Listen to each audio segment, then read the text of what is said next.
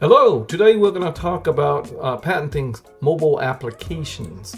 The mobile applications or mobile app industry has grown tremendously since the introduction of the iPhone, and mobile apps are expected to become even more universal with now more compute powers that can fit in your pocket, a supercomputer in your pocket basically. So with all this power and creation and software developer creativity, you see a significant advancement in mobile app software. And we foresee that this popularity of mobile apps will just still grow significantly in the foreseeable. So this is becoming a significant field for patenting your innovation. So what are the factors required in patenting a mobile app? First of all, because a mobile app is a type of software, all the usual factors in determining software patentability applies. You have the Alice factors, and you can Google that, but Alice basically says that if you just patent a business model running generic computers, that's not going to be allowed because that's a non-patentable subject matter. So what you have to do is then go down and show a little bit more detail on how what you've done to improve the performance of the system. It could be an improved quality or improved speed.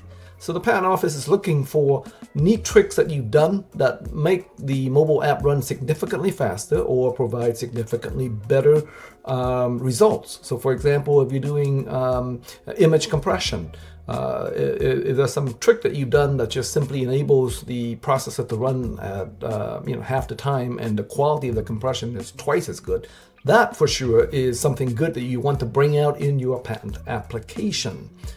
I guess in a mobile field now you're moving into all sorts of areas where you have mobile and then AI, and then you have mobile and then maybe crypto or blockchain, and then you have mobile maybe image processing. So all of those things provide a wealth of factors that you can deploy to make your software useful and do unexpected things. Bring out those details. Make sure you give us the information that we can then show to the patent office that the software is unique because it can do things that are unexpected. For example, processing things faster or providing a higher quality compression, significantly better than the existing art. So from that description, I think we focus enough on computer performance improvement, right? What are the factors? What are the alternative types of patenting for a mobile app? So you can do certainly for a unique user interface. You can certainly get a patent on that and using, let's say, a design patent. So if you have a graphical layout of your UI, that is protectable under design patents. And what you do is you take a bunch of those screenshots and send it to a patent lawyer like us, and we can then format that and use that in a design patent application. And those applications tend to be quick, and you will get allowance fairly quickly. And so we recommend that you certainly consider patenting the UI of your mobile device. So if you have something more than the UI, are there other options? Of course, there'll be the utility type of patents. So in utility, there are two types. There are the provisional applications, which, if you've done your research, provisional is a very simple, quick to file application that is a placeholder that within a year, you need to convert that provisional into a non-provisional. And so what is a non-provisional?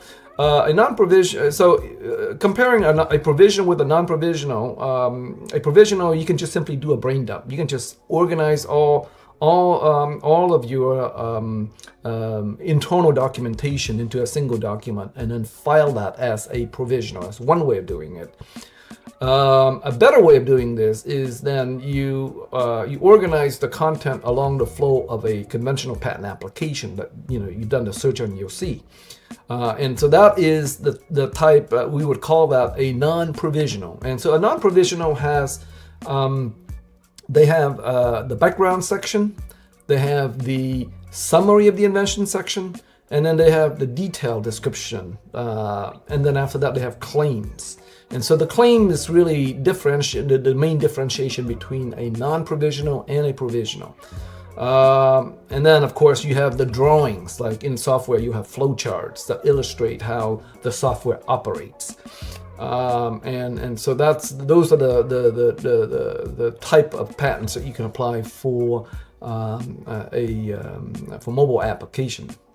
So why is patenting a mobile app expensive? Well, don't think of the costs of patenting as something like it's a cost. It's an investment. You're buying an asset, and that asset, if you go and tell your investor, hey, I've filed my first non-provisional application, and the assets, the value of the intellectual property is $200,000, for example.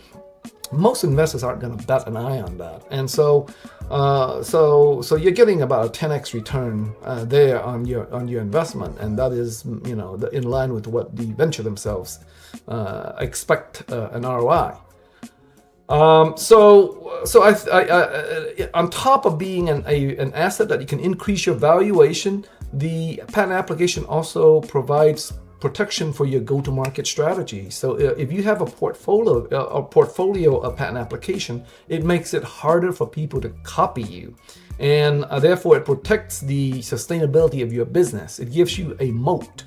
And I think combining between the increase in company valuation as well as the defensive aspects of the patent application, those certainly makes the choice to do a patenting of your mobile app a no-brainer. Downstream, if you want to sell your company or go public, the patents are certainly going to help you convince a buyer that they're buying into an asset with legs that is protected and is defensible. So for those reasons, I recommend that you do patent your mobile app. And so what's the process of, how do you select a patent attorney that would work with you? Well, first of all, you want a patent attorney who's very familiar with software, so you don't have to teach and educate that person, and bring them up to speed. So, for example, at our law firm, our attorneys have done 20 years of software patenting, and they know all the variations of open source and conventional, database technologies and things like that. So when you come to them, you don't have to teach them, and that's a significant factor. The second is you got to look at the systems and the processes. In our firm, we've developed our own software stack where we can take your input, apply diagnostic. We have a 70-step diagnostics that we run on our internal work product. And then we also have expertise in communicating with the patent office. So when you, let's say, inevitably the application is going to be getting some pushback from the patent office, our approach for dealing with the patent office is then to look at the communication, do a draft response, and then call up the examiner at the patent office to do they call it an interview, or basically a conference call, where you discuss the invention, the prior art that was used, and then you kind of interactively figure out a solution to move forward in a way that's collaborative. In contrast, many other law firms, they basically just do the paper response and they never talk to the patent office. And we think that our approach of being open communications and flexible in working with the examiner is a major factor why we have such a high success in our cases. So the short of it is, software patents for the mobile apps, they are very desirable for startups that once they get venture funding, that don't have to that doesn't have to go and request an NDA from investors, and then can confidently discuss their go-to-market plan, as well as stating the reason why they get a bump up in valuation because of a patent's been filed. So you should start your application right away and call us if you have any questions. We can certainly be reached by email btran@patentpc.com or give us a call 650-743-2500. We look forward to hearing from you. Thank you.